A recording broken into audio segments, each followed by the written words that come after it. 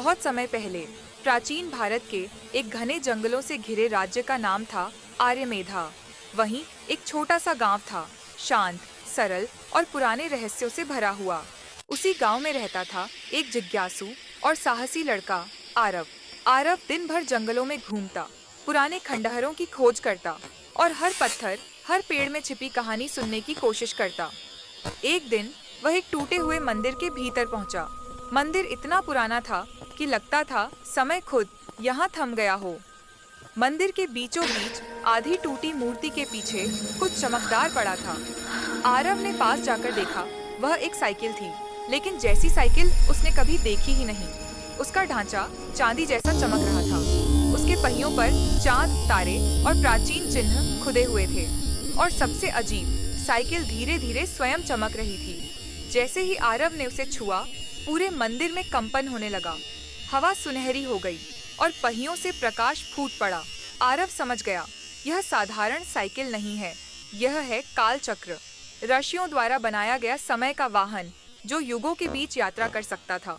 उस रात आकर्षण रोक न पाने पर आरव उस पर बैठ गया। पहिए धीरे धीरे घूमे, फिर तेज, और देखते ही देखते वे प्रकाश के गोलों में बदल गए। हवा फटी, जंगल गायब हुआ, दुनिया बदल गई। आरव अब समय की नदियों पर दौड़ रहा था, चमकीले तारों की राहों पर, कांच जैसे महलों के ऊपर, पर्वतों के बीच जो खुद पुराने मंत्र गा रहे थे। हर पैडल के साथ वह एक नया युग देखता, कभी नागों का साम्राज्य, कभी पहले राजा का जन्मकाल, कभी धरती पर समुद्र बनने का क्षण। लेकिन यह यात्रा केवल रोमांच नहीं थी। काल चक्र ने उसे चुना था दुनिया को बचाने के लिए। एक समय लोक में श्वेत बादलों के बीच एक दिव्य प्रहरी उसके सामने प्रकट हुई। उसने कहा, आरव, समय पर छाया का खतरा मंडरा रहा है। सिर्फ काल चक्र का सवार ही संतुलन वापस ला सकता है। आरव ने हिम्मत जुटाई और साइकिल के साथ उन काली छायाओं से लड़ाई की। छायाएं जो भूली हुई यादों से बनी थीं, इतनी शक्तिशाली कि पूरे युग निगल सकती थीं। लंबी लड़ाई के बाद आरव ने उन्हें शून्य की गुफा में कैद कर दिया। समय फिर शांत हुआ।